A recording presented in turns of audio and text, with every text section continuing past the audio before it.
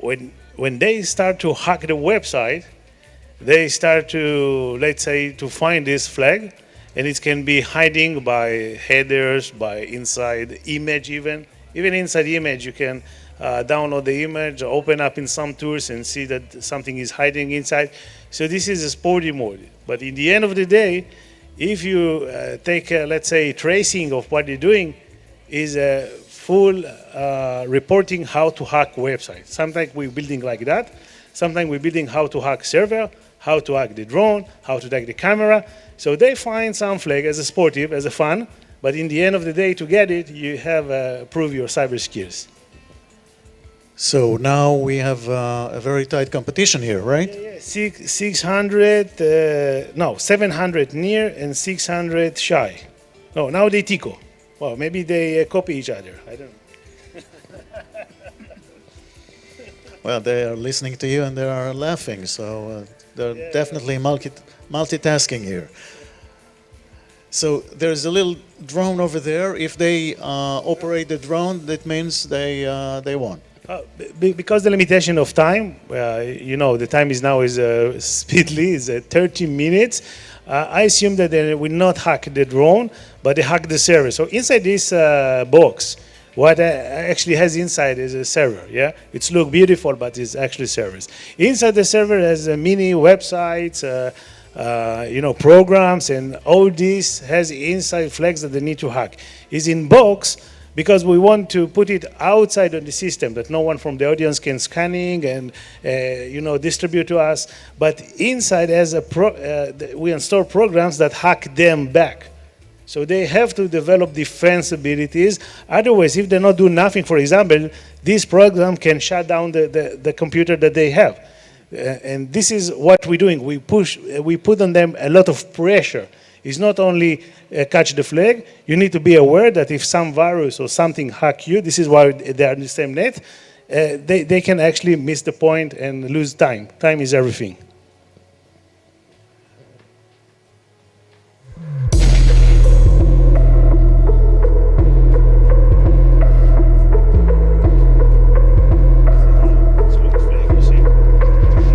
How we're doing here? Yeah, you see the time that they send me the flag. So flag, hashtag, and some password, some code. So this is what they send me, and right now you catch some flag that shy and near, 7, 8. So now the number is be bigger. See the point, 800, 700. So they're really close. Tight competition here. To get any prize, they have at least 10 flags.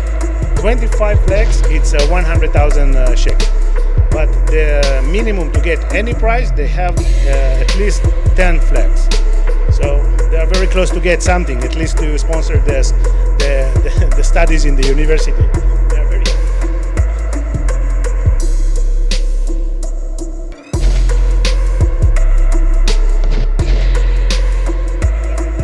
when they got the 10 flags, we let's say maybe 12 flags, we stop the competition. The people understand in 10 minutes you need a stage, yeah? So we not hack your day, we just hack the challenge.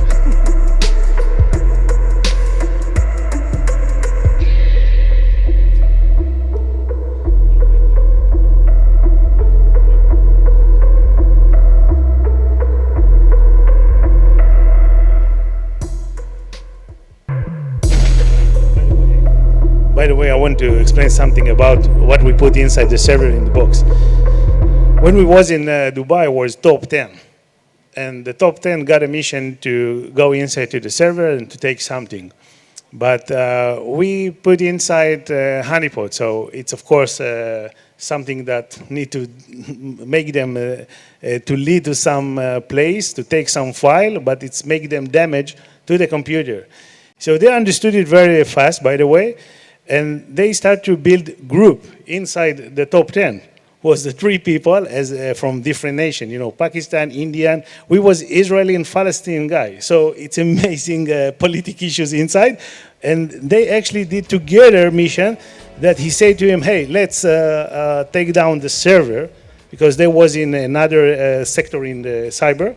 You know, there is a network, there is a web, there is reverse engineering, there is encryption issue, is a lot of verticals.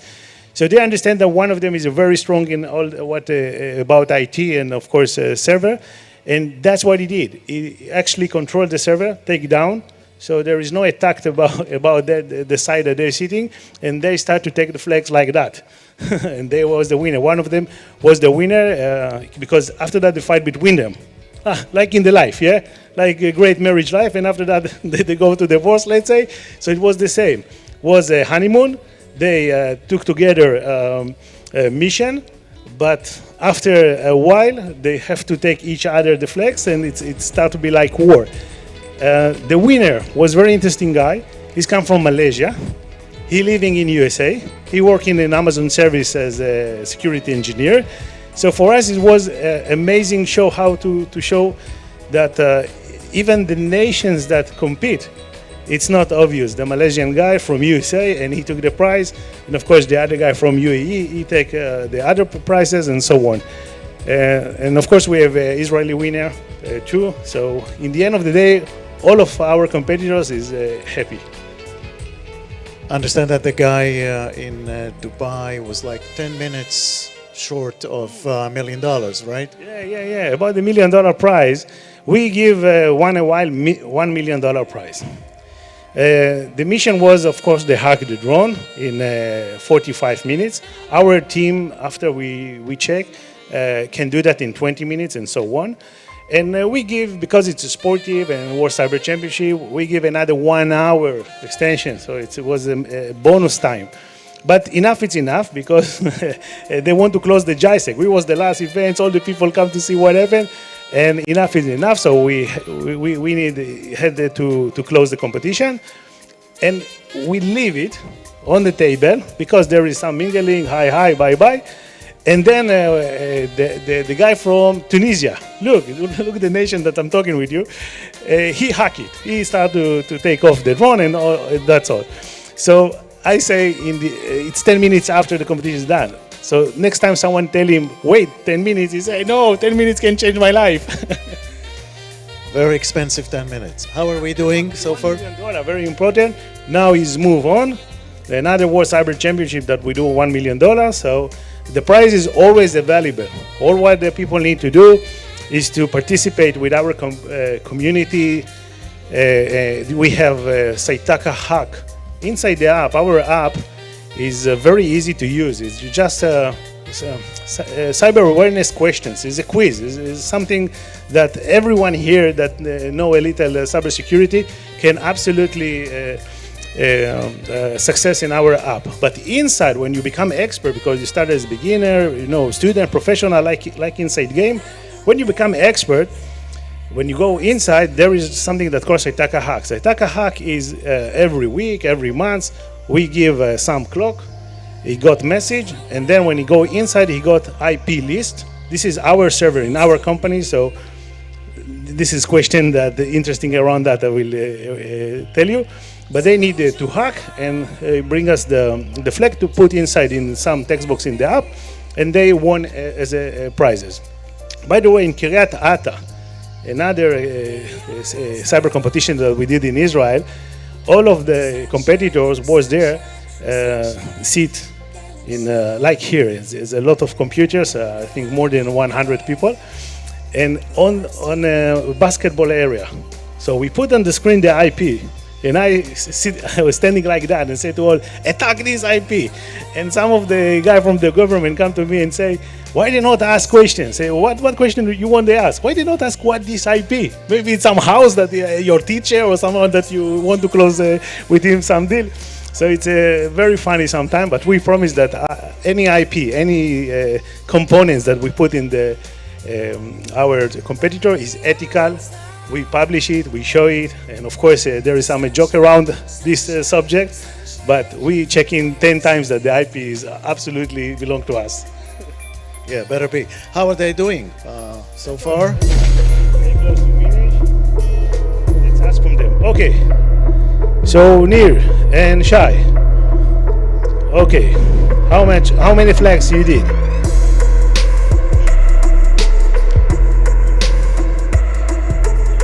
Yeah. Stop now and send all the flags. 7. Nir. How many flags you did? 9. Take all this, and okay, this is a, look, there is a 9.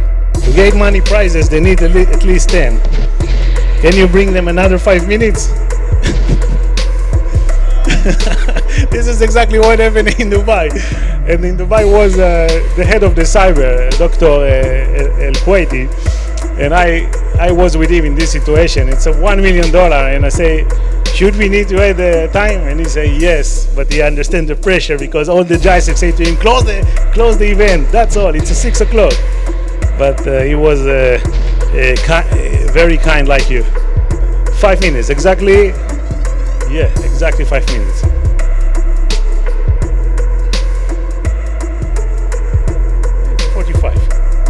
Exactly 45. Okay.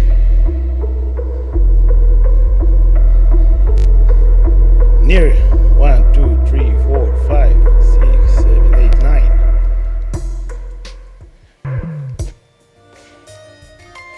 5 minutes is a lot of time. It's a lot of time.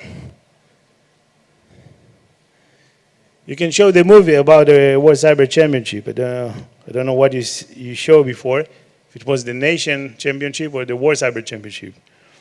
In the World Cyber Championship in Dubai, we suggest $1 million. And about the other competitors, each of them got $20,000.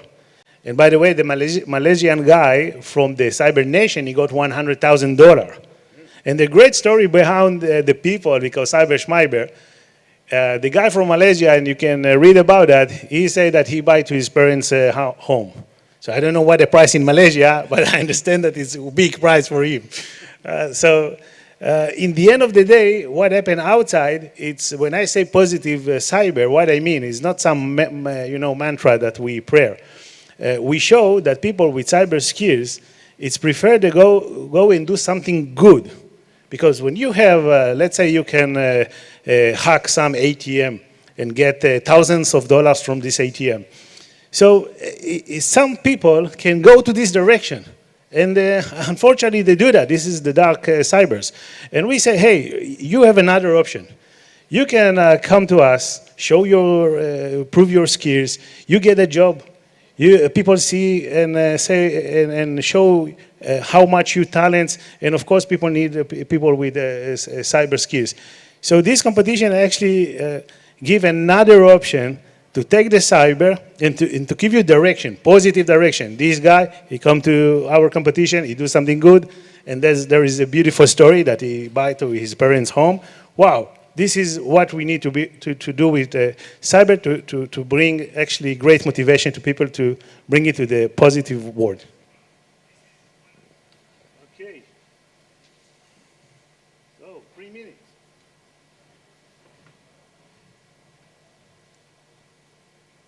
Three minutes, ladies and gentlemen. 3 minutes.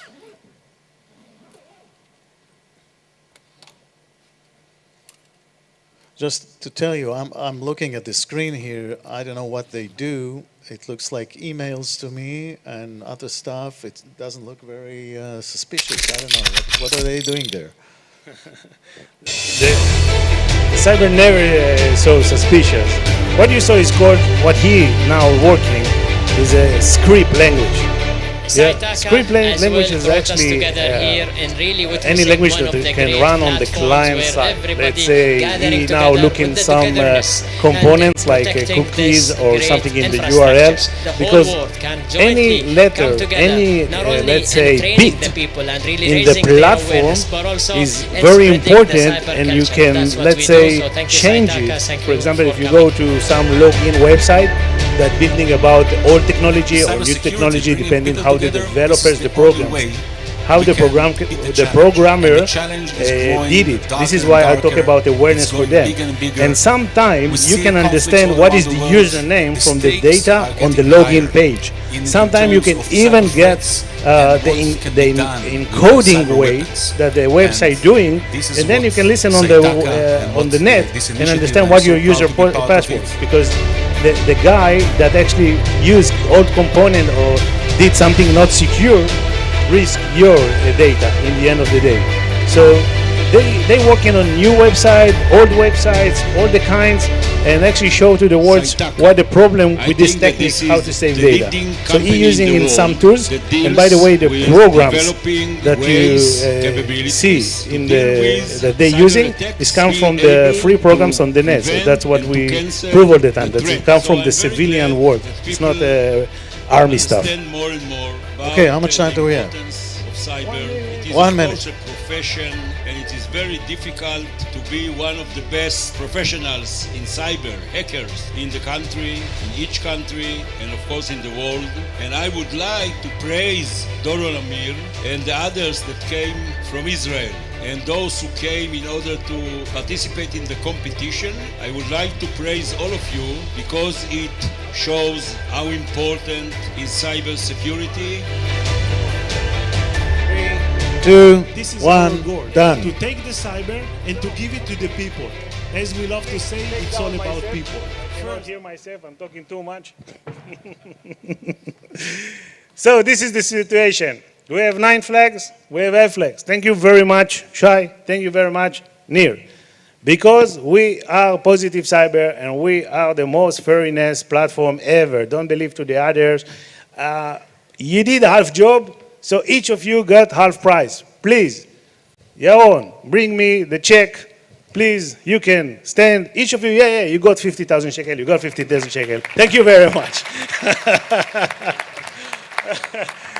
So just, Iga, Luna, can you come here to join to us? We bring some great prize to those people.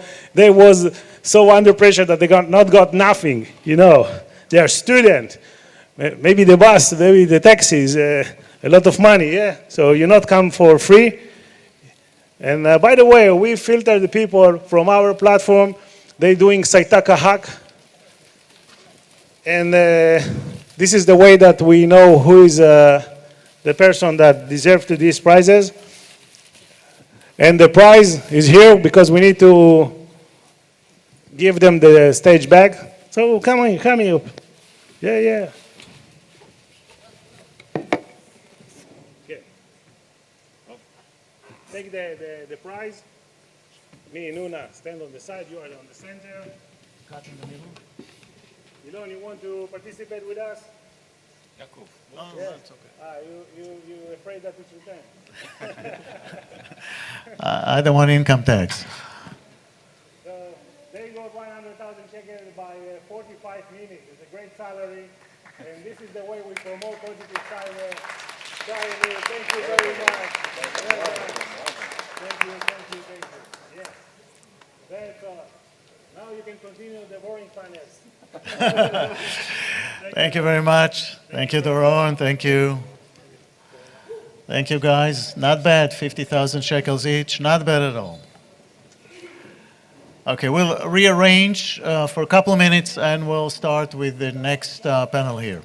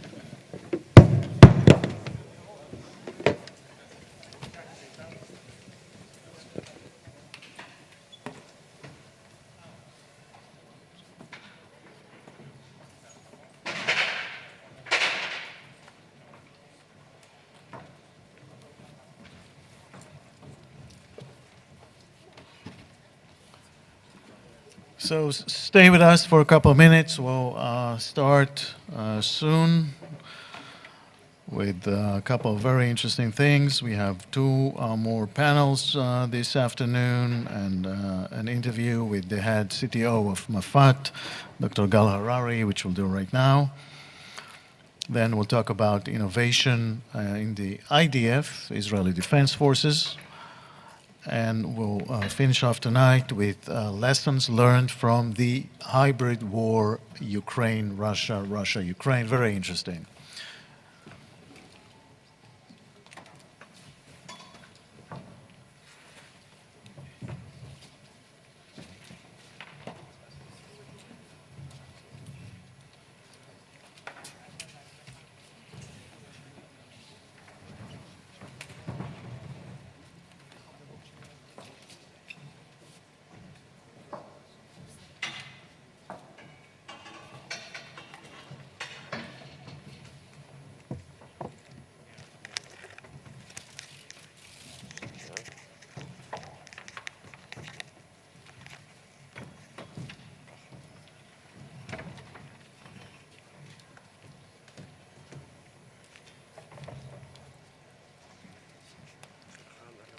Okay.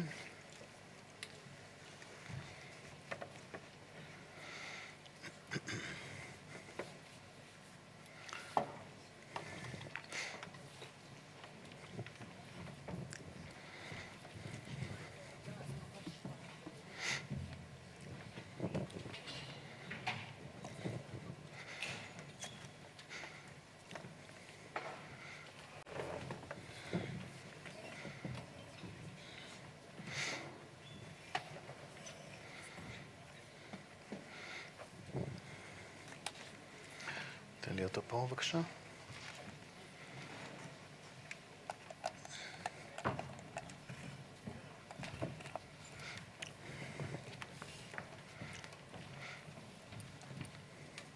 Okay, we're good. Dr. Gal Harari, you're welcome.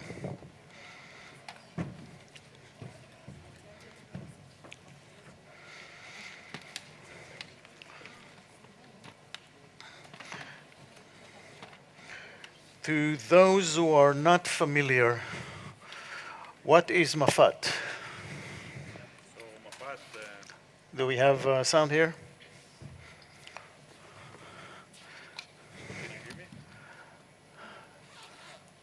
No. So, can you hear me?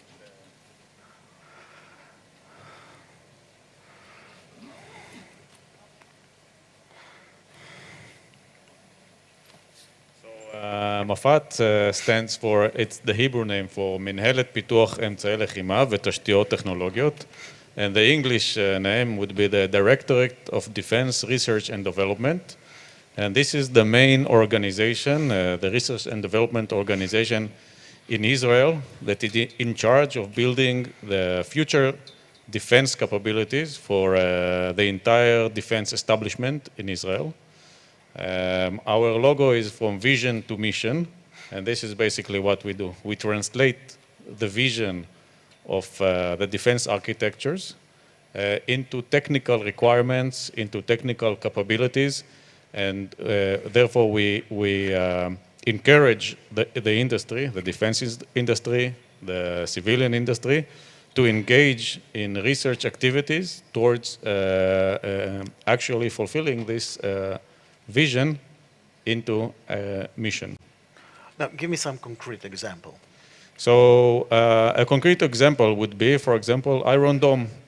Iron Dome started from our need to protect our cities and establishments around the borders from short-range missiles and projectiles. So it started from identifying the problem, quantifying the problem, thinking of several solutions that could solve it, anywhere from a laser to different kind of kinetic interceptors. And from there, the people of the employees of MAFAT, which are officers in the IDF, and they are also employees of the Ministry of Defense, such as myself, they started to quantifying this problem and reviewing the different solutions, and then focusing on a certain solution, and creative incentives to the industry to engage in this research. Of course, it's a collaboration with the industry at all stages, even at the quantifying and identification stage. So you always have also outside contractors that fulfill this mission that you give them? MAFAT, we have hundreds of employees. We are technical people.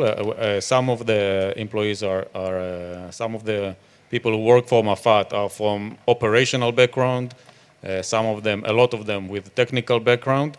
And in the end, we are in charge for the Ministry of Defense to tell what is need to be done. But we are not the organization that is doing it. We then contract the industries to do the job, and then we make sure that it's being done according to our vision. And many times there are a lot of decisions that you need to make along the way. And again, this is our responsibility. Tell me a little bit about how the way you're thinking to have a system that will stop rockets from falling out of the sky. this requires a vision, and maybe it seems to be unbelievable or impractical. So indeed, many times when you are actually looking at the problems, they look impossible. And then when you start to put the numbers on the Excel sheet and actually calculating whether it could be done or not, and then you are, many times I still find myself after 16 years in the organization that I surprise myself that some things could be done. So the way you're thinking is, first of all, you have the time to think and you have the responsibility to think. Unlike other organizations that are operational, so they are very concerned with the mission. So they don't have the luxury to sit and think about the long-term future, such as 5 and 10 years. This is our job. So we are supposed to know the different missions. We are supposed to hold like a map of the various technologies that exist, the technologies that emerge. For example, ChatGPT could maybe completely disrupt the way that we code, the way that we implement systems, the way we design. So we need to take everything into account and to see where exactly these emerging technologies could give us a leverage. And we need to be proficient enough so we can actually quantify and say, oh, we should invest here. Do you get this reaction of, you're crazy, it's impossible? Every day. Yeah, but still, you go and try. What I'm trying to figure out how much of this is doable. Is it like 10% of your ideas, 5%, 30%? So first of all, you need to define what is doable and what is success, which is always a problem. Let's say that I investigated in developing a certain chip or some capability, and then in the end it didn't reach into the maturity of the system, but it gave me a good idea to go somewhere else. Is it a failure or is it a success? So I would say that in general, my bosses expect me to fail in 80% of my initiatives. Otherwise, I'm not daring enough. So in terms of actually reaching to the system, many times we are very successful in the technological front. We make very good cameras or very good lasers, but in the end they don't reach into capabilities because there were other alternatives that maybe gave the same solution. Maybe the decision for full-scale development didn't come through. So the technology succeeded, but in the end the product didn't. So this also happens. So there are a lot of hues to this term success. And it's an interesting world. Right. Tell me about the cooperation with the private market, with startups, for example. So as I said in the previous, but I would repeat it here, today the civilian market is the main driver, not only for applications, but also of technology, in communication, in semiconductors, in computation, in AI and cyber. Many times they are actually leading the market. So we nowadays understand that we need to collaborate. We need to have these dual opportunities. So we need to partner with bodies and organizations in the civilian market, anywhere from the technological partners, such as companies, startups, academia, that can give us the technology and ideas, to the funding agencies, such as VCs, such as big techs that are looking also to partner with the government, and also other governmental agencies. Many times the problems of the electric company could have a lot of similarities to our. Both of us are looking at large-scale infrastructure and so on and so forth. So we can partner.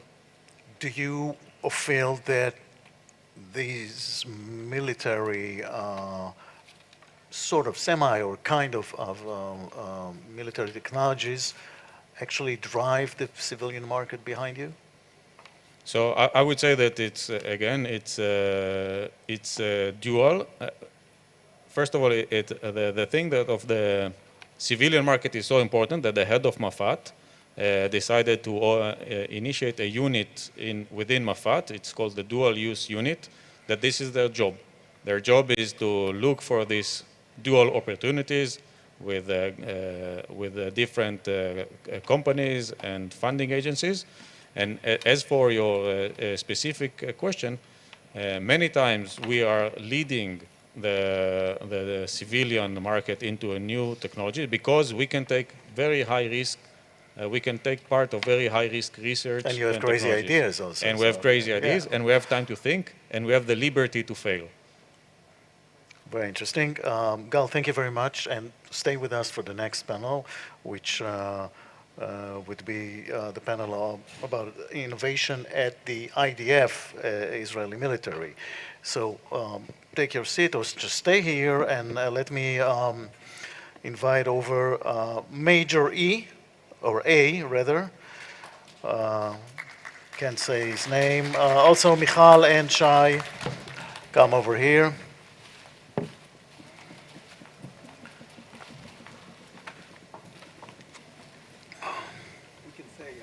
Who's the major? You're the major? Yeah.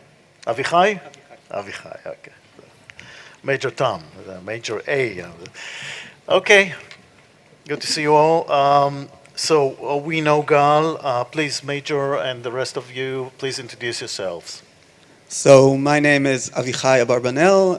I'm the head of the R&D and Innovation Lab of the Ground Forces in the Technology Division of the Ground Forces. Hi, do you hear me? Nice to meet you. My name is Michal Frenkel. I'm head of the Innovation Branch at the Combat Methods and Innovation Division under the Planning Directorate of the IDF. Hi, I'm happy to be here. My name is Shai Cohen, and I am a data expert in the Data and AI Department in the Digital Transformation Directorate in the IDF. Okay, but I want to know what you do. So, Avichai, back to you. What exactly do you do? So our mission is to find ideas within the organization and check them to find out in a smart way, a simple way, if a given idea that grows up from any soldier in our unit or comes from outside throughout open innovation processes, and to check, just like to see if there's any potential over there, and if so, to get it into the regular procedure of project management and developing it. So this is just the idea phase so that can come from the ground, from soldiers? I'm kind of the tooth fairy of ideas for the ground forces. I find good ideas and I seed them, and well, you go out and interview soldiers? Yeah. Yeah? You ask them Our everyday job is to go out to the field. Yeah. It could be like really the field or companies out there and find good ideas and so work out with together with Mafat, together with other departments, and find out if they're good. Yeah, that's really cool. So you had instances when somebody came to you and said, I have this thing, I have this problem here, I need this to solve this, and something came out of it? That's our regular job and day to day. Yeah. A lot of the ideas become like big projects afterwards, together with Mafat, together with the technology division, the people, the engineers in our unit that's their job. I can't give examples right now, but yeah, I can imagine. But very interesting. Michal, what do you do exactly? Oh, basically whatever a Major A does, but only in the general staff level. We're the home base of the innovations across the IDF. We were established 3 years ago under the notion, under the multi-year plan called Momentum in the IDF. The former chief of staff, Kochavi, really believed that there's a need to build new organization in the IDF that look in a holistic view at the problems that we have in the IDF to make sure that whatever Major A is doing, he knows about it, and our friends at the intelligence corps know about it. So we have an innovation college We conduct innovation contents, Chief of Staff Innovation Award. We've had 3 so far. So we give credit to innovation entrepreneurs within the IDF. It's a competition, you know, some energy you need to... Yeah, we just had one. Yeah, it's good. It was great. I just heard that the panelists get the same amount of money, right? Yeah, they split 100,000 shekels. Sure. Not bad. Yeah. So we'll take the check. I'm just All kidding. right. We work with our allies across the world, other innovation organizations that were established in other armies, such as the J-Hub in UK, Cyber Innovation Defense in Germany, Army Future Command. So we treat it as a profession. You have right here, sitting right there, innovation leaders that were enlisted to the IDF, Class A and B. And we're about to have the 3rd class enlisting in December. So we're building an army of innovators and entrepreneurs in all of the IDF that work together as an ecosystem. And of course, with our friends at DR&D. Right. So Shai, digital transformation is big in the military. Tell us what you do. It's a huge concept in the IDF. I'm a data expert that my role every day is to think how can I transfer data into operational advantages. So we are working in the general staff level with all the branches of the IDF.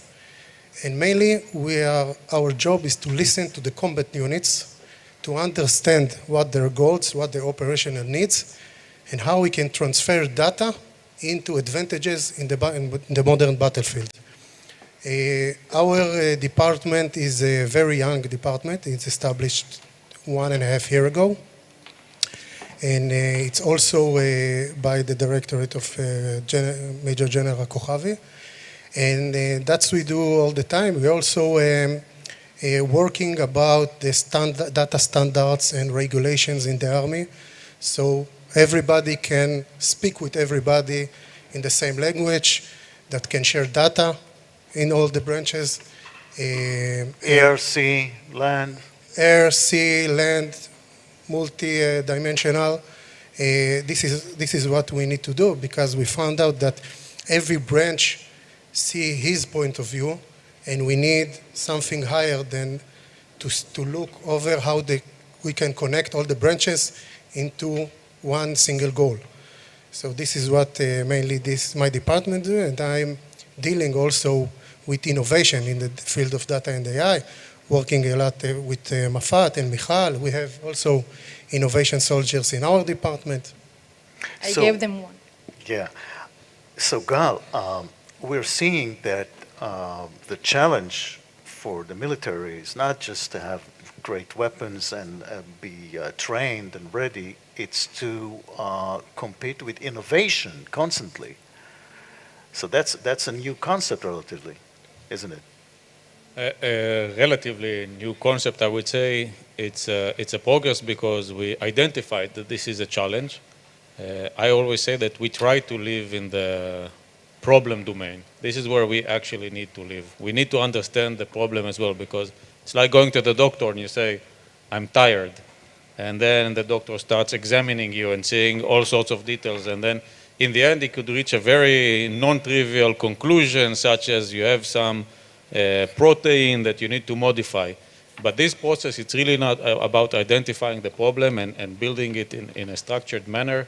And the innovation in the end, it's this little maybe medicine that you get that you need like to develop for 20 years and thousands of people. So we try to live in the problem domain. And with my colleagues here, I think that this is really like trying to understand the problem to its basic elements, and then bringing the innovation to solve this basic element and really give this exponential leap. Right. So I want to know how you keep up, but before that, I want to understand from you, for example, Avichai, where are the difficulties? I mean, we're talking about problems. There are a lot of problems. Problem solving it's nice, but it's hard. So we're talking about a very hierarchical system with a lot of bureaucracy built in within it. So very much that's like the basic problem we deal with. Taking that a step forward, we're working on dealing with thinking concepts and breaking those structures that people are used to work in, and understanding what's exactly the point where they fail. Trying not to do again what's already been done on one side, and on the other, not excluding like things that failed because they didn't try enough, or like there were good ideas before, and we sometimes realize we need to try them again or approach in a different angle. And then I'll say having the body both like shiloach, zati in a higher level in the army, and mafat that have the point of view of near future and far future, helps us to find solutions and solve them in new ways or ways that we already tried, as I said, but bring different solutions. Yeah. So, Michal, innovation is associated with the young generation, and as Avichai said, the army is a big, strong body. And tell me a little bit about the difficulty of maybe convincing the old guys that there's new stuff here. I'll do that. I just want to add something. I don't know if you heard about the term ego. So that's something that we need to overcome, and we're trying to. There's a term called NIH, not invented here, in innovation. If I didn't invent it, I'm not going to do it. So the new term, what we're trying to implement in the IDF is PFE, proudly found elsewhere. So I'm going to give credit to someone that gave credit to someone else, and he said, he did something great. I'm going to do what he did, just make sure that it suits me. So that's, I think, one of the biggest struggles, and I think that giving credit to people and saying great job is really important. And you talked about the young generation. What we did in the last 3 years, we built a new profession in the IDF. We treat innovation as if it's a profession. That's why we have young soldiers enlist to the role of being innovation leaders. It's called profession number 764. Not many new professions have been, made up in the IDF in the last years. And I think that the generals understand that both, as you said, the younger generation knows his ChatGPT, and they are really technological. And we also understand that the ecosystem, the civilian ecosystem, has a lot of knowledge, and so we need to incorporate, to listen to the younger, bottom up, and to have mechanisms such as InnoFence to see what's out there and have sensors that will help us bring it in. But once it's in, let's see if we can industrialize it. Maybe it's relevant for someone else. And giving credit along the way is important. We'll speak about InnoFence in a second. I want to ask you, Shai, what we're hearing here is problems of digital transformation you'll find in every big company, also in the private market, any big organization. What's unique about the military? First of all, I think the military has a unique mission that divided between the different branches of the IDF, and it's a big, very big organization. So doing a digital transformation in a big organization is very, very challenging. You need to take it piece by piece, and furthermore, the challenge in digital transformation is not only technological, it's a cultural one. You're dealing with people.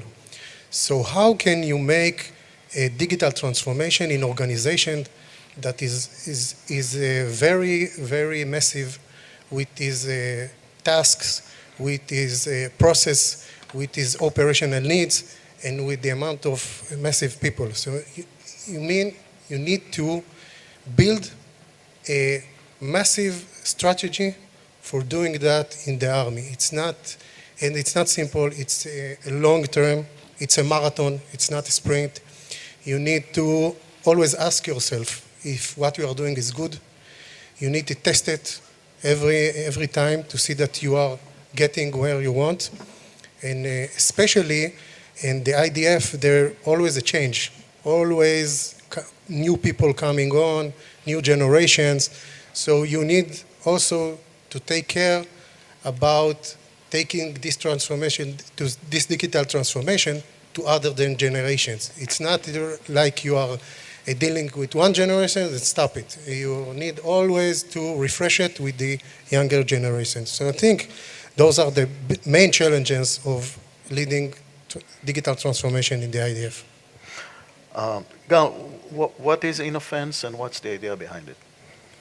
So InnoFence is a program within the Ministry of Defense that is shared with my partners here and other branches of the IDF and Ministry of Defense, where we wanted, first of all, it's a fusion between innovation and defense, and hence InnoFence. And the idea is to engage the startup nation and to really, first of all, let's publish what we need. In order to do that, we need our officers to talk in a language that the civilian market can understand. After we do this process, and to do that, we use the services of accelerators and incubators, people who can phrase the problem in a way that is understandable both to the defense and to the civilian. So after we pose to the world our problems, we get in return, we get a lot of replies. And then this process is fine-tuning the replies. What is exactly new? What is the innovation? So this is a fine-tuning process. And then there is a screening process until, in the end, you get the winners. The winners, basically, they are elected to do the pilot. And the pilot is fine-tuned to answer your need and based on the innovation of the company. And then there is a pilot for these companies. And the pilot lasts about half a year, and there is a small amount of even funds related, but it is connected to the forces. It is connected to the program manager, officers that raised the problem. So for example, this pilot could be done in a military basis to actually see how it affects in the immediate application of the technology.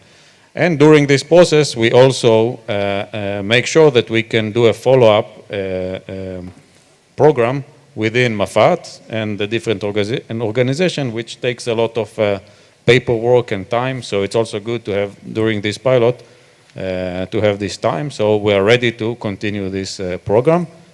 So this is, in short, InnoFence.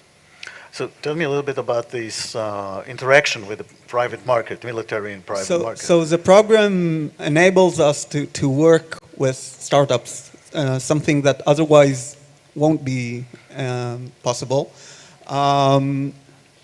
As Gal mentioned, the main issue is we need to talk in civilian terms and language, which is not very easy when, as I said, I work with the field, not always with the technology field or people that understand engineering and technology. And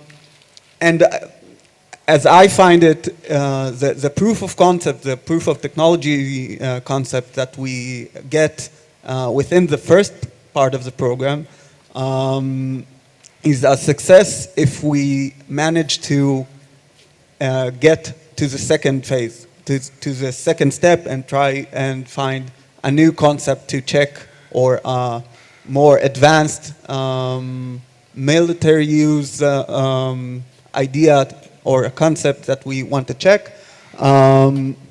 Back here in the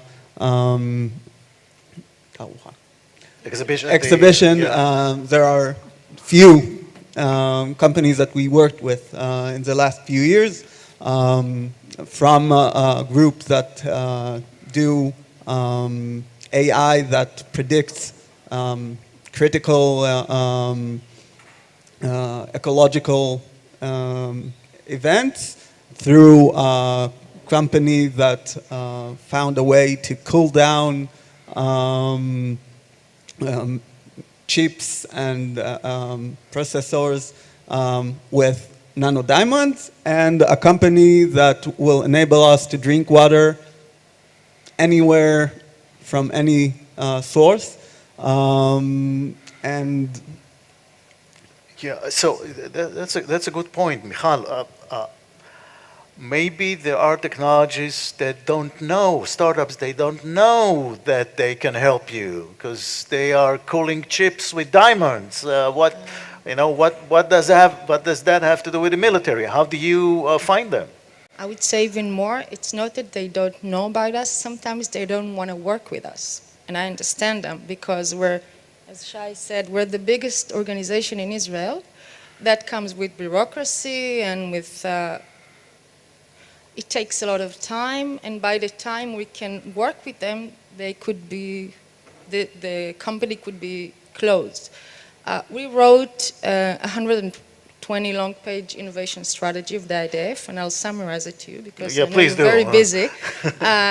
So two main ideas that we talk about it in the IDF innovation strategy. One is if you want to do innovation, you have to do it systematically.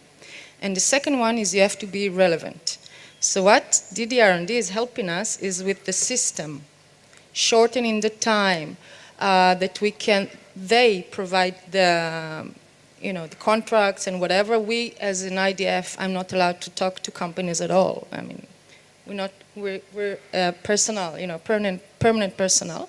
But what they need from us is the relevance. So the problems, because you can invent a lot of important things, but we get up in the morning, everyone here, and we want to make sure that we solve problems that really hurt, that the IDF needs. Right, you have the problems, but maybe startups have the solution and you don't know about it. How do you make the wedding? So we work together. What we do is we provide the problems. They send out a call out. Maybe Dr. Harari can talk about it. They send a call out with the problems, the unclassified ones, and that's the way they reach out. Can you solve that? And then we sit together and we screen and see if they can help us. What about the classified ones, by the way? Oh, we do that with them too. How do you go about that? So first of all, if it's classified, we work within the defense establishment, with the defense industries. You'll be surprised, there are big ones that are well known, but there are a lot of small subcontractors, anywhere from people working in their own garage, but they have clearances and they can still get our challenges. So we hold conferences, we hold workshops, and we try really, as a CTO, this is my job even, to make sure that even the last engineer understands the big scope problem, because a lot of the time you can solve it from ways that you could not think. For example, a company that does nano diamond that can suddenly cool down a chip, so now you can overclock the chip and your computer is better. If your computer is better, you can detect your enemy further away. So all of a sudden, it all boils down to this diamond liquid that you put, and it's all thanks to the fact that the engineer understands your need. Mm-hmm. So really, we try to expose our problems for the largest audience possible. Shai, what happens when you see in your data or technology something that is great for the civilian market? What do you do with it? That it's great for the civilian market? Yeah. First of all, we are seeking for emerging technologies that can have dual use for defense and for civilian. I think that a model that is win-win for the other side is a good model. By the way, in inoffense, sometimes the contact with the civilian market and understanding what are the problems in the military, sometimes best ideas come from the civilians market because they deal with another challenges and another problems, and they can relate it to similar problems in the IDF or in defense. So we are mainly looking for the ideas to solve our problems. As a matter of fact, in the AI and data field, first of all, if you're a company, civilian company, that want to work with very young talent guys, and you want to work about massive and diverse data. The IDF is the biggest data organization in Israel. And you want to deal with interesting challenges. So I think that in this manner, the IDF is ideal partner. So what inoffense can make is that to leverage this opportunity. Sometimes when I go to interview companies in inoffense, I have with me the operational guys in the back, so I can translate what they are saying, their problems, into technology, into civilian market. So all this process is a great process to make a good, and to leverage good ideas from the civilians to the army, and vice versa, by the way. Avichai, where is the cybersecurity in all of this? So there isn't any system nowadays in the field that doesn't have a digital side in it. And having a digital side means that you're vulnerable to cyber attacks, and like not only to misguide or make other problems to the system. You can also bring it to a point where it doesn't work at all, or not effective in other ways. So when talking about systems, even not fully digital, not programs or computers, even if you talk about a drone or a car, like you can take it even to a tank. Having the risk of cyber penetration or connection loss is something we need to deal with. And that's a place where cybersecurity takes place within the ground forces. And saying that, we work with other bodies within the army. It's not only the ground forces problem. One of the things that happened in the IDF in the last few years, even a decade now, is combining between the different branches of the army and finding the ways to work together more efficiently and find solutions that are wide and see the whole field into consideration. Michal, you want to add to that? No, he did a great job. All right. Is cyber requirement in any kind of stuff you're doing? So the answer is yes. It is a requirement that you need to be. We need to be protected. To what extent, and does it happen? For example, we're talking with startups, so maybe to the startups we'll cut some chase and let them still operate without all the restrictions. But once the system reaches a certain maturity level, then it has to have a protection level, cyber protection level, also physical security, and if it has dangerous materials, then would also materials. So at certain maturity level, this is a requirement. Ladies and gentlemen, thank you very much. Thank you very much. Thank you.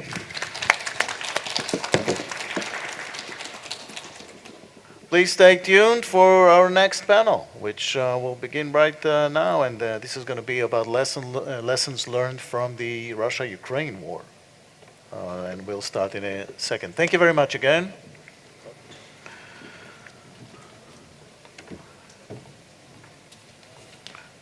So Avi Yariv, Lior, Gabi, Boaz, Shmuel, you are all invited.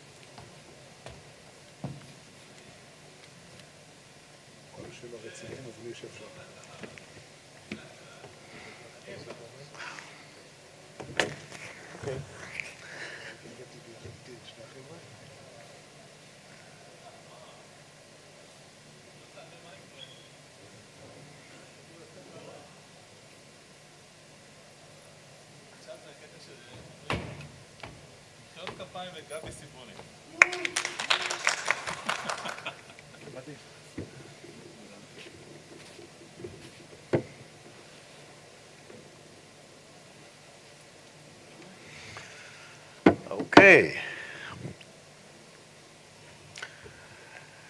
So, for the final panel today and in this conference as a whole, we want to talk about the current lessons from the Russian-Ukraine war, the biggest one that is going on these days.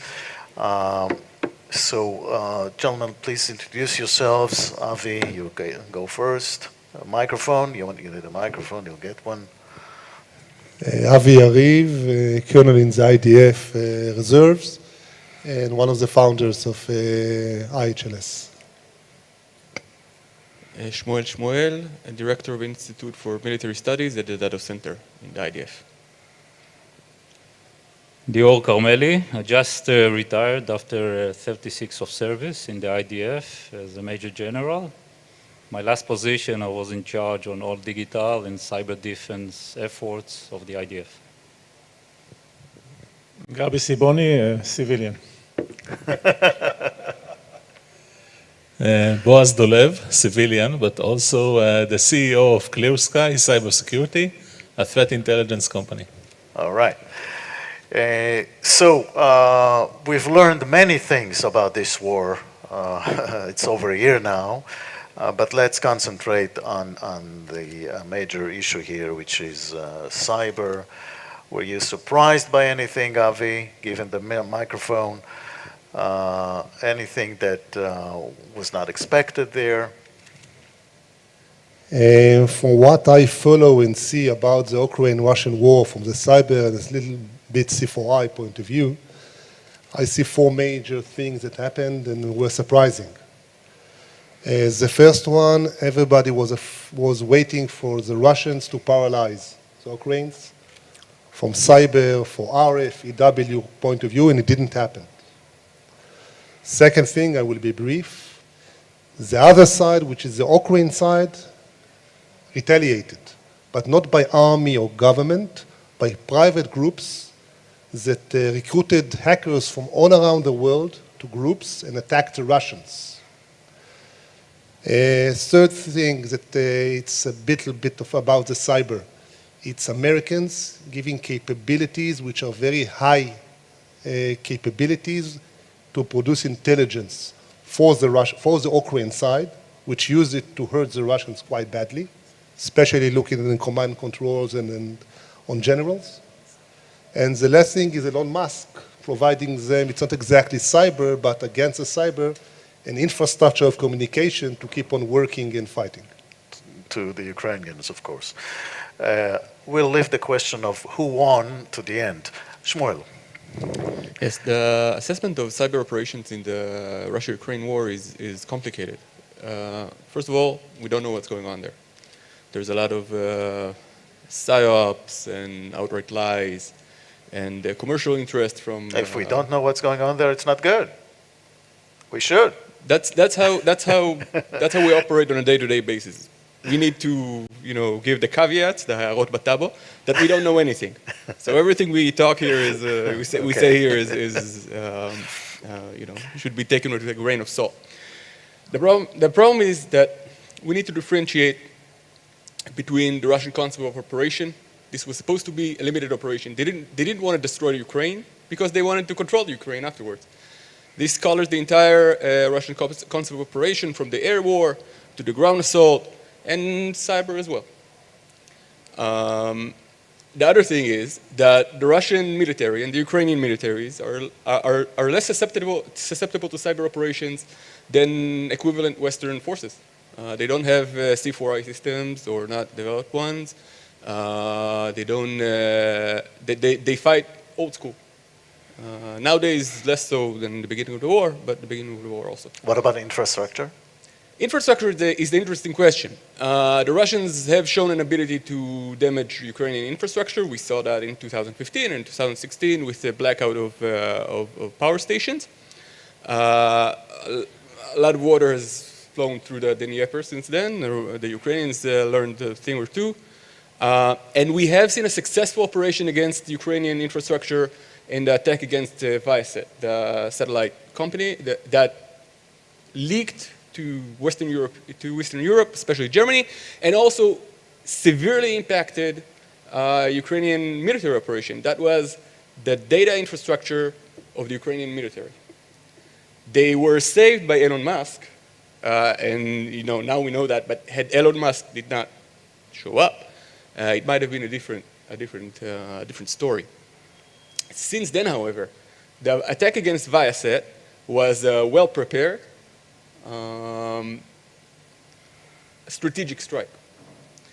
Since then, we think, or there are indications that there were many other cyber operations, but they have not managed to get the magnitude, the impact of the initial attack.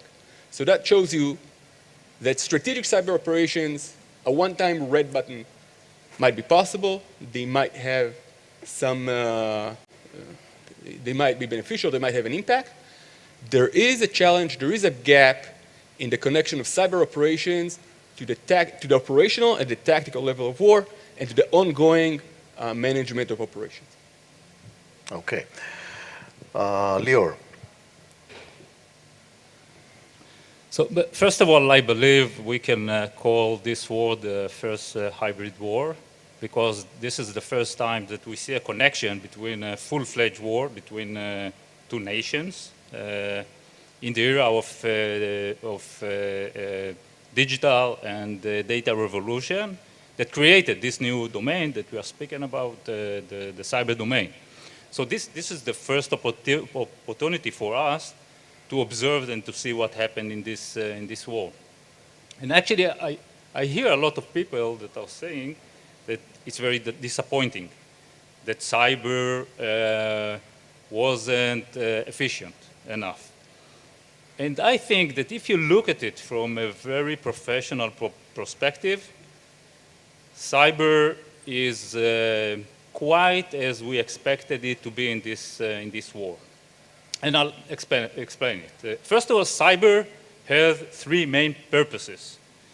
The first is cyber for espionage, the second is cyber for information operation, and the third is for destructive attacks. For espionage, first of all, we don't know everything because the nature of espionage is clandestine, it's covert, and you don't know everything about it. But this is the most important thing during war. Information operation is important as well, and cyber is very crucial for information operation. But attacks to create damage during times of war, you are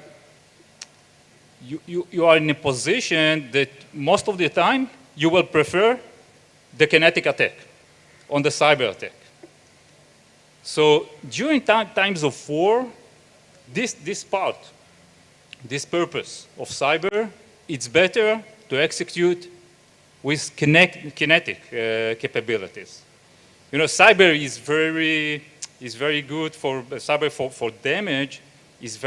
Is very good and efficient in times of routine, because it's not it's still considered as a soft attack, and it takes a lot of time to prepare it, and you need one single target and to prepare it for a lot of time, and you need to do it in a surprise in order that the other side will not be in alert.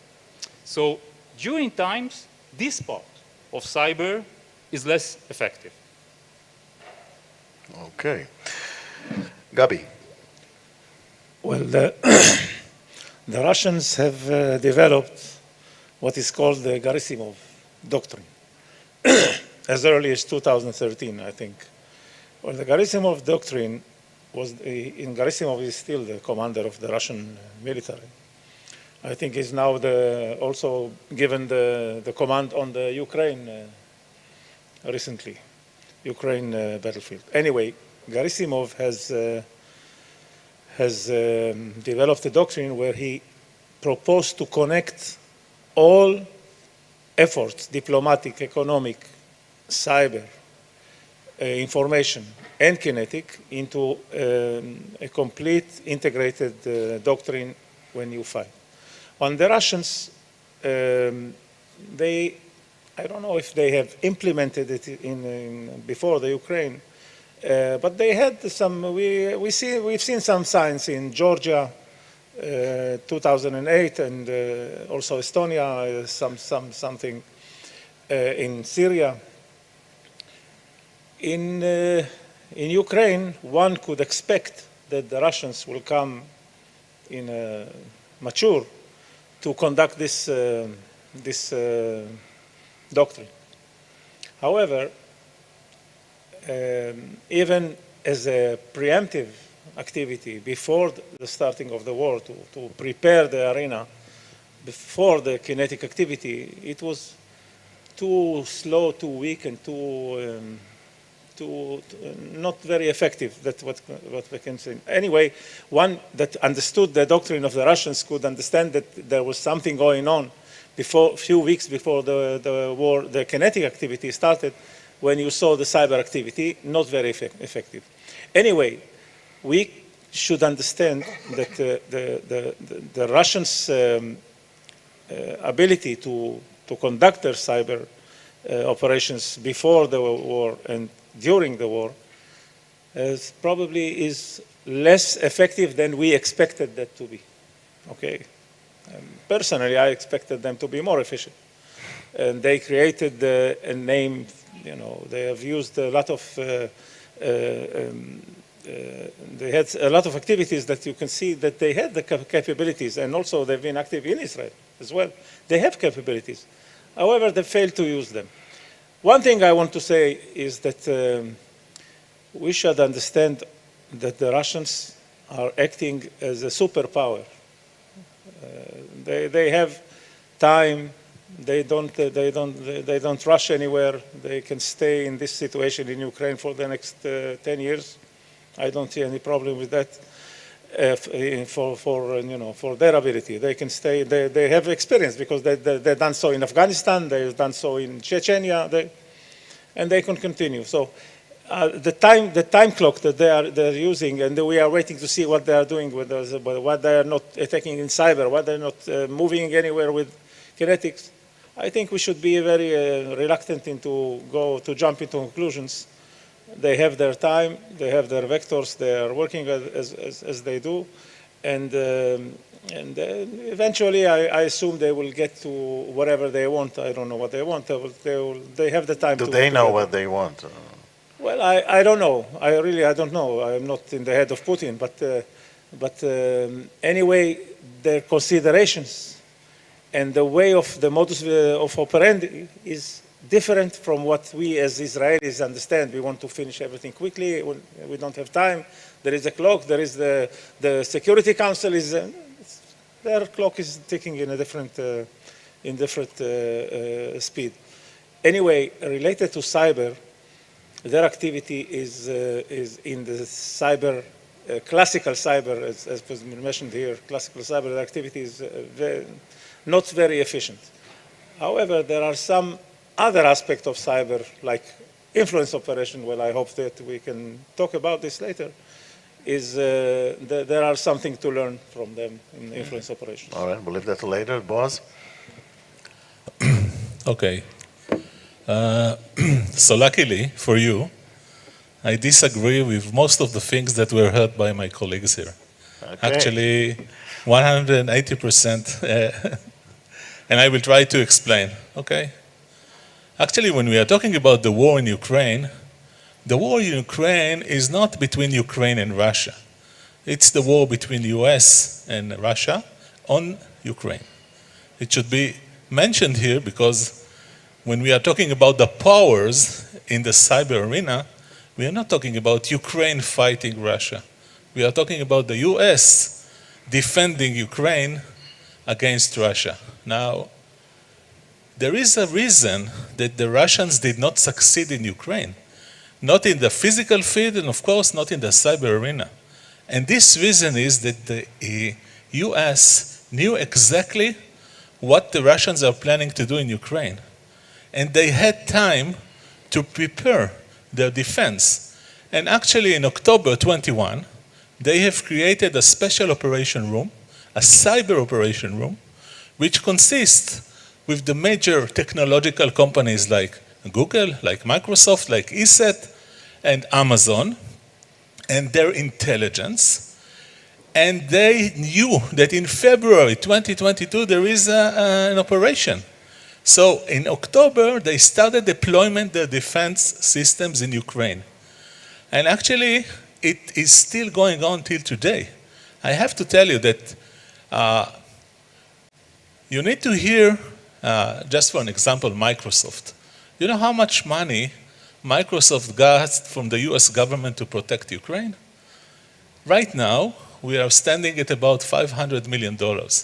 So the American invested more than $1 billion in defense of the cyber in Ukraine starting October 2021. And if we count, and there is right now there are, I would say, reports which are stunning that came out from Microsoft and also from Google, which are giving a timeline of like 20 destructions attempts in the cyber arena to actually destroy the infrastructure of Ukraine. But they did not succeed because the intelligence of the US forces with Microsoft and all the other technological companies have managed to defend Ukraine. This is the truth. When you are talking about why the Russians did not succeed because they were not prepared, it's actually, I would say, BS, okay? They done their best and they really prepared very well to destroy the infrastructure of Ukraine. And when they didn't succeed at the cyber, they tried to do it, of course, in the physical manner, sending bombs, and then they also did not succeed there also because the US knew what they were planning to do. So it's actually one of the most interesting arenas right now when you see a direct confrontation between the West and Russia. And right now, the West is winning. This is my opening. Okay. Avi, you've mentioned the private part. That's very interesting. Of course, Elon Musk is the greatest example of, take the mic, of one private person that influenced the war so much, but you've mentioned all those hackers that came to the help of Ukraine, for example. So are we going to see civilian involvement in the next cyber war? We already see the civilian involvement, all the way from the protection, you just mentioned Microsoft, to the attack. We physically saw Telegram groups of 7,000, 8,000 hackers worldwide giving, like a military, giving directions, what to attack, did it succeed, giving the information that was taken from Russian banks, Russian infrastructure, after stealing the information and publishing it on the Telegram. We saw it very manageable. So yes, I don't see the army in a crisis. We'll talk about the influence in a minute, Gabi, but we're talking about the involvement of the civilian world, both in the attack and in the defense and influence world. And there's always the famous crime side to this, and we know from Russia we had a lot of problems. Is this part of the war as well? I think it's when, when the war starts and chaos begins, people take it as an opportunity, both for crime, for terror financing, and we had a big issue, which I won't open here now, between the US and sanctioning finance of oligarchs and people like that, which involves the world of crime, of darknet, of crypto, and of cyber together to one big mesh. All right, let's move on to Shmuel. Were these crime groups from Russia involved in the war, or are they aligned to the government? Russia has been employing patriotic hackers in offensive operations since at least Estonia 2007. We know there is a complex connection between the Russian intelligence agencies and criminal groups that it's not only in cyber, it's in smuggling, it's in a lot of areas, and it's the same as, for instance, in North Korea. You can see that in cyber it's a bit less clear because of the nature of the domain, but we know it exists. And they've been involved in every operation since, again, early 2000s and until today. But it's good for small stuff. It pales in comparison to the requirement, and it pales in comparison to the requirement of the defense of, for instance, Ukraine. And indeed, as we've heard, that the U.S. Has put big money on that defense. You can put those patriotic hackers or defenders or vigilantes or whatever you want to call them, but at the end of the day, you need heavy infrastructure. You need cloud services outside of Ukraine. This is money. This is state assets and state resources, and Russia is mobilizing them, and Ukraine is mobilizing them, and the U.S. is mobilizing them. All those criminals, they're nice for what we do in a day-to-day. Mm-hmm. When big war starts, it's big war. Anybody wants to add to this? Yep, I would like to add to the point of the involvement of the civilians in the war, in the cyber part of the war. It's very interesting because we understand long enough the importance of cooperation in the cyber domain, and we did it especially between governments. It can be to get a direct help or to get intelligence from other countries, and it's very important. But now we understand that it's very important to cooperate with the private sector, to cooperate with the mega giant companies like Microsoft, like Mandiant, that were very efficient in helping the Ukrainians to build a better defense. And the third is groups like Anonymous. Now, it doesn't matter if they did an excellent attack against the Russian. It's about the trend. We understand that groups from outside will be more involved in wars because the cyber characteristics allow them to do so. You just need a computer, a few talented team, and you can launch an attack. Boaz. If you allow me, Boaz, Yeah. בסדר? I want to address the issue of civilian political cyber activity. There is, normally we define the cyber domain in, let's say, okay, there are politically motivated activities, like cyber war, nations, non-state actors, like terror organizations, but they have political agenda. And on the other hand, we have the criminal motivated, which is money is the main motivation, and this is the criminal activity is way bigger than the political activity. But we also see an interlink between those two, and we see through the last maybe 20 years, we see criminal activity motivated by political motivation. Now, for example, in the colonial pipeline attack, which was an attack on an American, I don't know if anyone is aware, an American critical infrastructure supplier of petroleum in the south coast of America.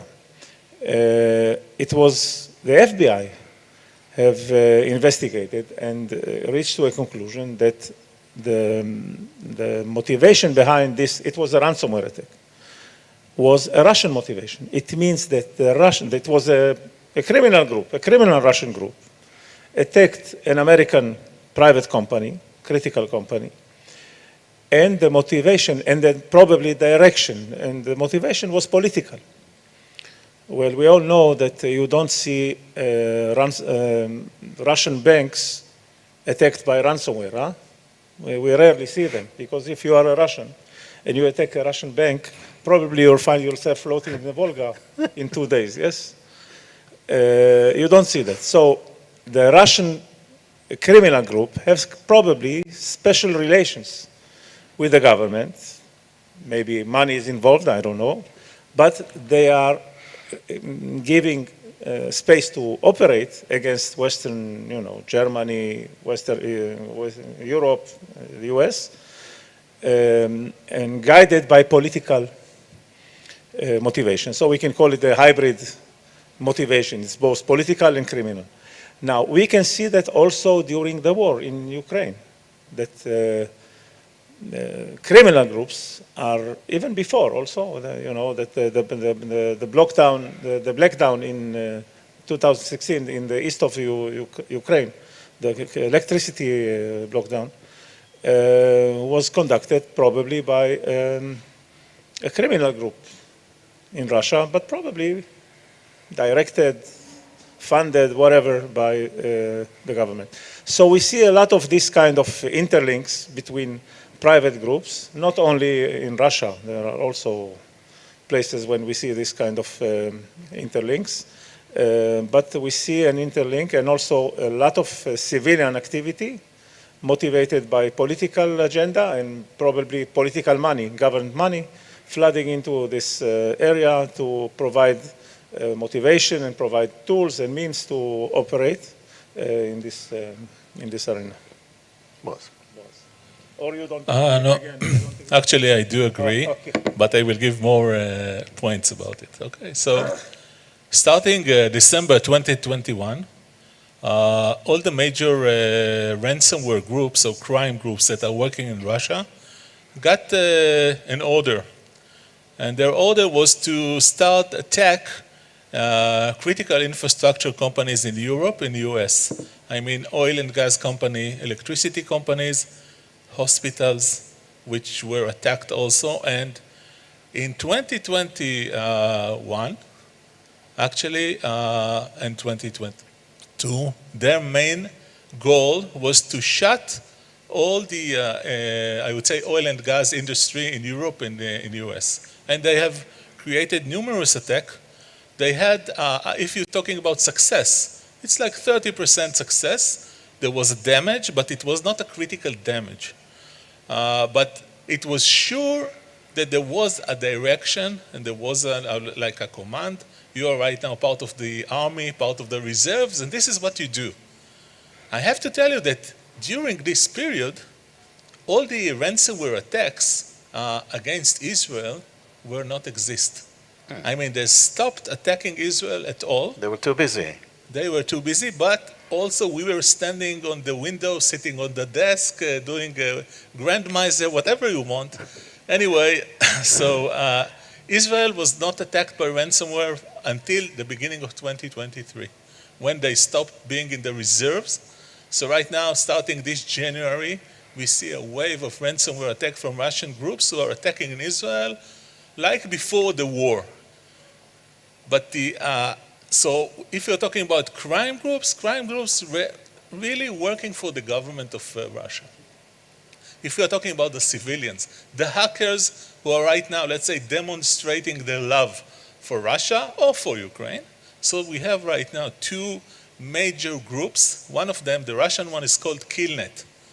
And Killnet is actually doing a lot of damage to a lot of companies, let's say in Europe.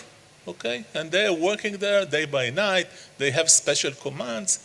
Right now, the reason that I took my phone is that last night they've created a new channel which is called, we are right now creating a cyber army. You will get salaries, whatever you want. We are recruiting. Right now we have 3,000, I would say, pro-Russians who are working or want to work for us. So they are also trying to standardize the patriotic act for Russia. So it's actually very interesting. Also in the other side, there is a group which is called IT for Ukraine. They are trying right now to standardize their work.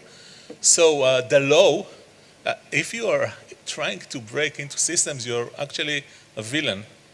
So right now there is I would say international talking about how to make sure that they will not be trialed. So this is also very interesting.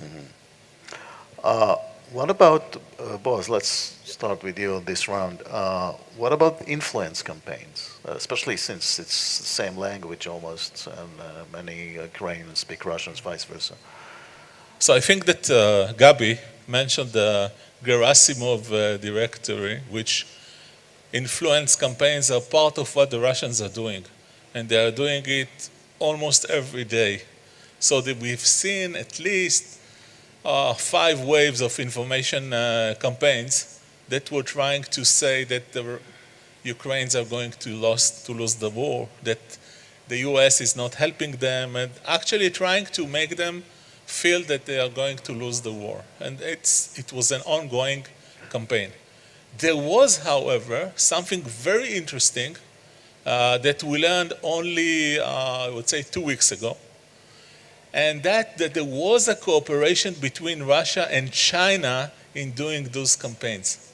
So there were, actually, these information campaigns were backed by Chinese information campaigns, and they help one another. And this is the first time that we are seeing such a cooperation between Russia and China in doing information warfare campaigns. And this is very interesting. Maybe later on I'll speak about the China role in the Ukraine war. Yeah, that's interesting. That's interesting. Inside Russia, there was quite a lot of objection to the war. Did we see any of this in the networks and in the cyber realm? Anything that you want to point out? Any of you? This is one of the aims of the Russians with their information campaign. Actually, they had 3 goals. The first is to gain support inside Russia. The second is to damage the support, the international support for Ukraine. And the third is to undermine the government of Ukraine inside Ukraine. So, and actually the Russians are the best in the world. It's not easy to do information campaigns, especially during wartime. Propaganda is, it's very old. Yes, but they invest a lot of effort in order to gain the support inside Russia, and they are doing that both with using overt media and covert platforms. I think they are doing a good job. It's not easy to get the best results. Mm-hmm. The influence operation in the war, there's the Russian and the Ukrainians, and they're both targeting different audience groups. The Ukrainians are targeting, of course, in the beginning of the war, they tried to target the Russian civilian populations with all sorts of text messages calling mothers of soldiers that were captured, etc. Didn't go so well. It was not as successful.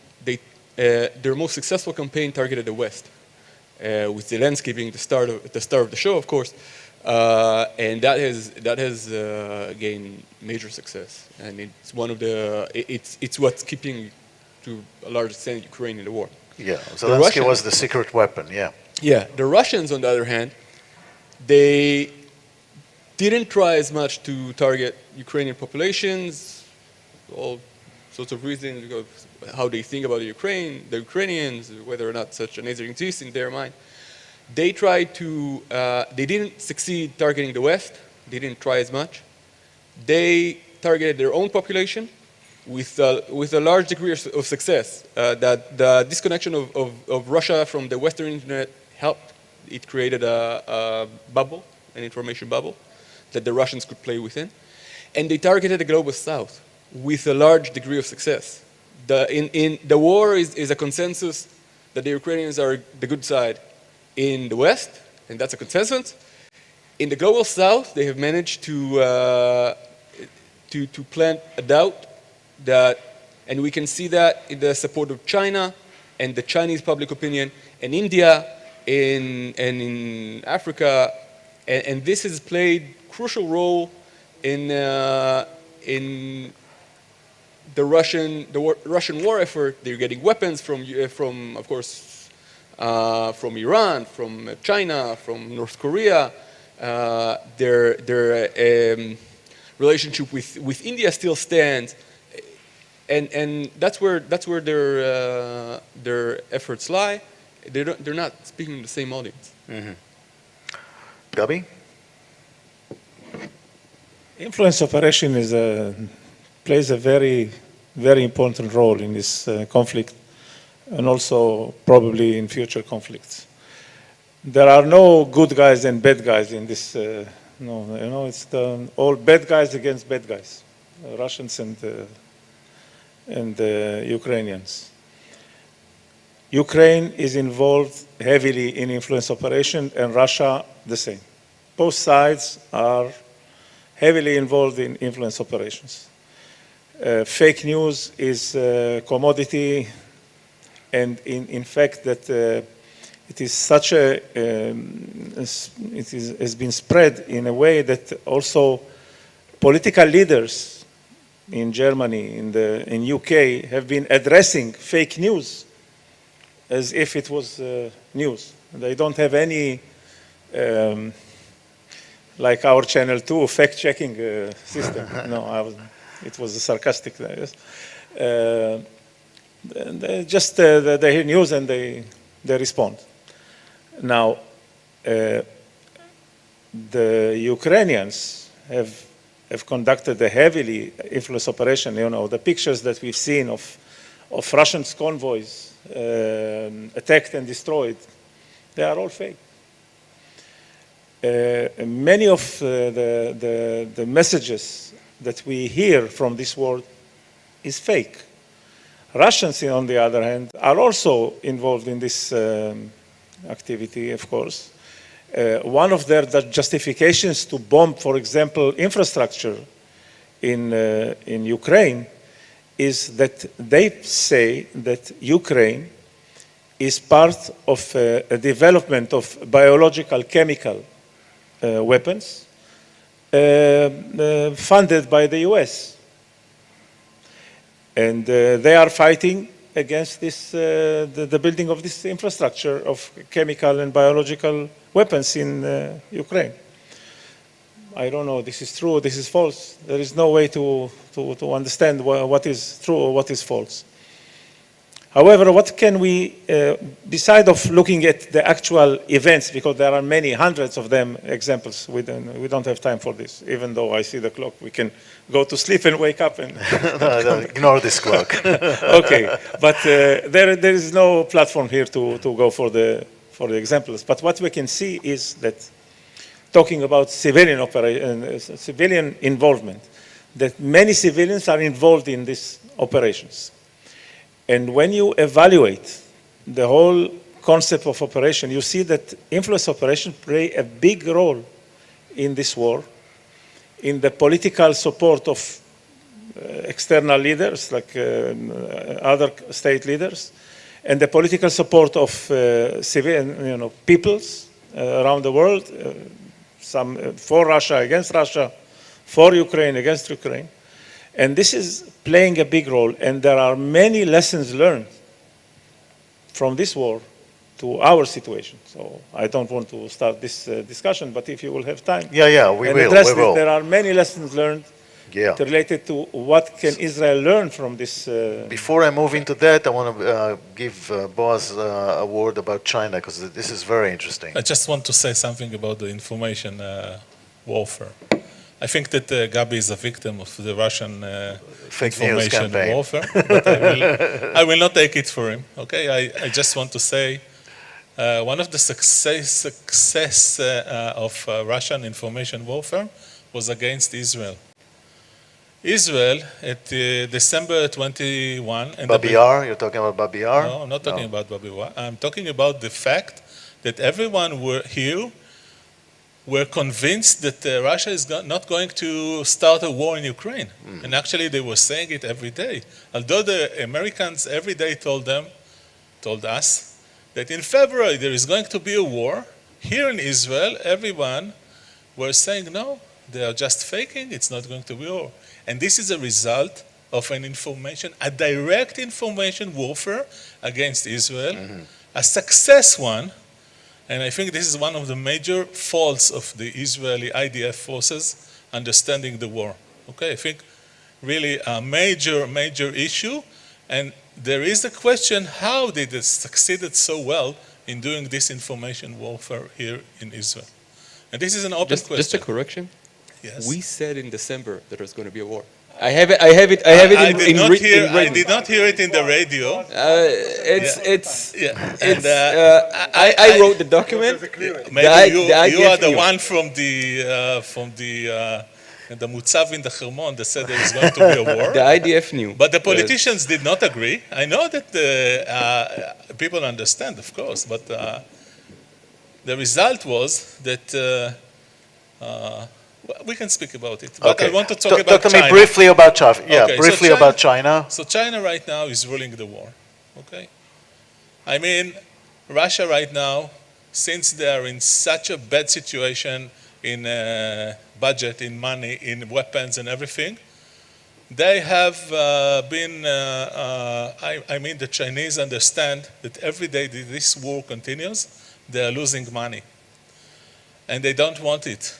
So last week, Putin had to go to China, and he sat there for 2 days, every day 4 hours of meetings, and the Chinese wanted to know how he's going to end this war. So the Chinese are, I would say, heavily involved in this, and of course, if we are talking about gainings, I don't know if you know, but when the war started, Amazon has notified Russian companies that they cannot host their websites or applications in Amazon, which is also something that we need to think about, but we'll not do it right now. But, so all the Russians' infrastructure moved to China, to Alibaba infrastructure, to hosting websites. And they have actually migrated all their, I would say, core applications into China. So, and the Chinese, they want to work, they need quiet. They want to prosper, they want to get into their, I would say, all their, their program for 2030, whatever. And right now, they did understand, and there is one critical thing to understand. They saw what happened to the Russians in Ukraine. And I think that they got a strategic decision not to attack in Taiwan, because they saw what's the results, what's the effect of the economic effect of this war on Russia. So they have decided not to attack Taiwan. Okay, we're going beyond cyber now, but let's go back to cyber. Get the microphone, Avi, and tell me what lessons have we learned for here in Israel from this war? I'm quite afraid of lessons that we learn from that war here, because I think the situation is quite different. If I think about it more and more, I mean, we are the strongest side, cyber-wise, but we have a problem. If I'm looking now at the Ukraine-Russian war, Russia was stronger cyber-wise, but they had a problem with the narrative. They are to blame, they are the bad guys. And once they are the bad guys, and not Ukrainians are against them, but all the world is against them, although China and Ukraine are helping them, but the world is against them, the financial world, the IT world, the big giants world, which control the world, the game is different. So I'm quite afraid of taking lessons from this war, because I don't think they're going to be relevant for us, and they will only make us think we know what we're going to face, and we're not. Not even operational lessons? I have people here which are much more experienced than me. Let's go to Shmuel. It's very problematic to derive lessons from this war. We don't know what's going on. We really don't, in neither level of war. There are problems of scale, there are problems of context, there are problems of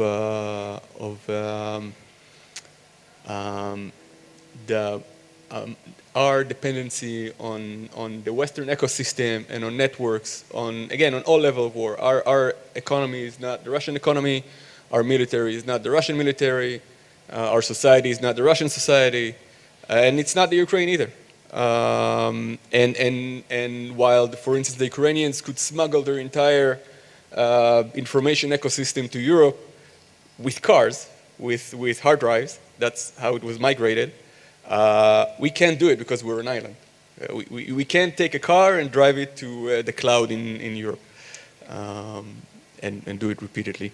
So it's very, very hard to say, well, this is going to happen. I just hope we don't have to do that. There are things we do need to be careful of. The narrative, the war of narrative, how we will be perceived in the opening hours of the war. That's crucial. Russia has lost the Western narrative in the opening battle. It couldn't be saved. That's a warning. What we do with civilians, with foreign private sector actors in critical infrastructure, that's a question. That's a question. What we do with the dependency on networks in Israel in the military, that's a question. There are more questions than answers. For me, a lot of the questions are less about the high tech and more about the low tech. Cyber is very important, and we invest tremendous amount of resources in cyber, both economical and personnel. Our best people go to cyber. But this is a war. And, I was walking around the booth there. I think right now the Ukrainians would pay an arm and a leg for some startup company that can produce a lot of shells quickly, not for another drone or another cloud operator or another cyber company. It's a war. It needs steel, and it needs tanks, and it needs bullets, and it needs people. And if this war tells us anything that we can put our money on, is that cyber has value, but hard power has a lot of value also, and that's something we need to think about. Yeah, that's an interesting lesson. Lior?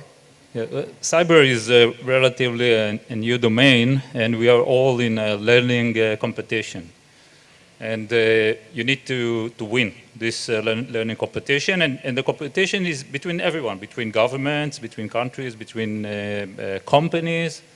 And the best way to create a huge learning leap is cooperation. And I think this is one of the major lessons learned from this war. We saw that Ukraine has an excellent defense capabilities just from working together with other governments, with other companies. We talked about this matter. The second, for cyber, if you want to be efficient and effective enough, we need to have the tempo of operations. And to keep a tempo of cyber operations, we need a broader cyber force. For now, what we are doing, we are prioritizing. First of all is defense, and second is intelligence, and third is maybe IO, information operation. And the last is a very singular operation to create damage. And in order to do more destructive operations, we need more force to enlarge our forces. Mm-hmm. And it's not, I'm not talking about Israel, it's a global issue. We are all starting, and we don't have enough cyber workforce. Gabi. So I'll address in one sentence the issue of cyber, the classical cyber issue, and then I'll go to influence operations, lessons learned. First of all, it is not new, and I've been saying it for many years, that the main effort that we should invest in, any state should invest in, any company, state, whatever, any entity should invest in cyber, the cyber domain, is the defensive force. So defense is the main issue. So you can see it also in this war, that defense has been playing a very big role, defense in cyber. So if you have a budget, make sure you invest at least 70% in the defense side, and the rest 20 in intelligence and maybe 10% in offensive operations. So this is one lesson that is more emphasized now, in my view. Regarding influence operations, I think Israel, we should understand first that I agree with Shmuel 100%. Hard force is still, and in the foreseen future, will be still the main factor in any conflict. Absolutely. But influence operations is the key to be able to function with hard force, because if you lose your legitimacy, you lose your ability to support, your ability to respond kinetically, then you are lost. So you have to build your capacity in the influence domain. What is the capacity in the influence domain? Again, you have the defensive side, because you will be subject to influence operations by your enemies, and you have to build your ability to defend the targeted audiences, the leaders, commanders of the military, civilians, whoever are targeted. You have to build this capacity. Then you have to build your ability to foil this kind of attacks before they to do some preemptive activities. And of course, you have to build your ability to do some offensive influence operations. Having said that, you have to develop your strategy and develop your concept of operation in influence operations for Israel, which we don't have not only in the IDF. IDF is a small part of it, but in the national side, in the overall national side. So this is, we lack this part, and we have to develop this. Now, one thing, a specific issue also can be learned is the use of civilians. There are many volunteers in both sides, in Russia and Ukraine, that have been active in trying to expose, like defensive side, expose fake news, and also to be part of conducting fake news against the enemies. I think that as we've done in the home front, where we build our capacity, for example, in our youth movement and high schools, that if something happens, they will be part of our emergency response. We can try to build our civilian volunteers, or whatever, we can find a way, like we have a National Guard for National Guard for repress operations, yes, the volunteers, and to provide those tools to our civilians to take part in this war, because in future war, not like the games we play in Gaza, but future big war. And we have multi-arena war, heavy war. We will need all the resources of the country to respond, not only kinetically, of course, but also in the influence side. So we have to build also this part. And so these are the lessons learned for me regarding this Ukraine war. Don't worry, I'm not going to say no. I think that there are numerous insights that we can learn from Ukraine. In all aspects, actually it's one of the most interesting war that it's like an open lab. You only need to look and you can learn a lot. The first thing I think regarding cyber is that the cooperation between the technology companies, I mean Microsoft, Google, Amazon, ESET, with the government, with the US government, with the intelligence, gave the ability to defend against the Russians. And I think that the cooperation between the technology companies, and here we have, I would say in Israel, we have the best technology companies regarding cyber defense.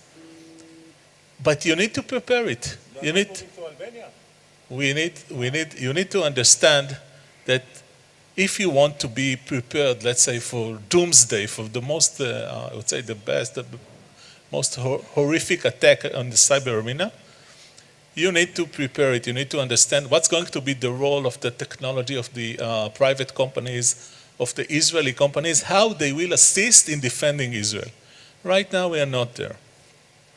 Second thing is our communication channels. I would say we are talking about if landlines will be lost, then we are talking about satellite connection. And what we have seen is that the Russians are actually targeting the satellite's communication, and they will try to do whatever they can in order to block it. I'm sure that other enemies in the Middle East will try to imitate them. I don't think that they have the capabilities right now. But satellite connection is coming to be something that we need to look if we can find another alternative for communication in times of those attacks. And the third thing is resilience. Right now, there is a war that is going on for more than a year. And during this year, we are talking about numerous attacks, day and day and day and day, again and again and again. And we need to think how we can stand a war that will not last 6 days, and not even 40 days. We need to understand what's going to be standing in a war that will last months, and we are not prepared right now for it. So it's one of the major things is resilience, and the other is cooperation with private sector. Okay, so last word to you, Avi. Okay, I'd just like to add one thing to the question about the lessons learned. Talking mostly about IDF and resilience. What we can take as lessons learned, it frightens me personally, we are not humble enough. Most of the people today in the army, officers, commanders, middle, higher ranks, never been to a war. Thanks God, but they've never been to a war. Nobody has ever been to a war which involves cyber. We can look about it, do lessons learned, we were never involved, we don't know what's going to happen. And we have a tendency in the IDF to know when the war will come, what will happen in the war, how it will end, and what will happen afterwards. And we have to understand that we don't know. Once the guns start shooting in a real war, we don't know how cyber is going to act. We don't really know how vulnerable are our systems from the IDF critical infrastructure. We have to understand that we can prepare the best we can, but we have to take into consideration we don't know what's going to happen and be prepared for that. Because if we won't be humble, we're going to be surprised. And with that, I'll thank you very much. Thank you, members of the panel. And actually, we are concluding the second day of Innotech 2023. I hope everybody enjoyed the conversations here and lectures and talks. Thank you very much for coming. Thank you very much for participating. And see you next year, right? Absolutely. Thank you.